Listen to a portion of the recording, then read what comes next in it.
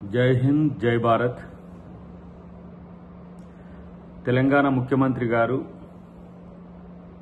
ఎమ్మెల్సీల ఎమ్మెల్యేల యొక్క నెల జీతాన్ని నేషనల్ డిఫెన్స్ ఫండ్కు ఇవ్వాలని భావించడం అనేది శుభపరిణామం.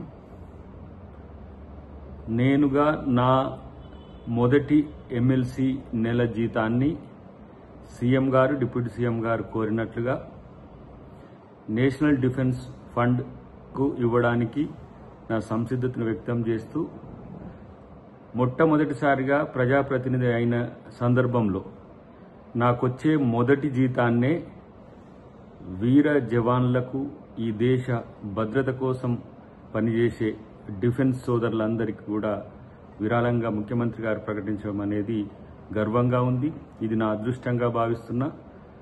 మిగతా పార్టీల ప్రజాప్రతినిధులు కూడా ఈ విధంగా నిర్ణయం తీసుకొని త్రివిధ దళాలకు మన యొక్క సంఘీభావాన్ని ఉడతా భక్తిగా మనం తెలియజేయాల్సిన సందర్భం కాబట్టి దేశ ఐక్యతకు, దేశ సమగ్రతకు విఘాతం కల్పించే శక్తుల పట్ల మనమందరం ఒకటే అనే భావనను దేశం మొత్తం కల్పించాల్సిన బాధ్యత ఉంది. దాన్ని అందరూ కూడా ఆహ్వానించాలని చెప్పి తెలియజేస్తూ జై హింద్ జై భారత్.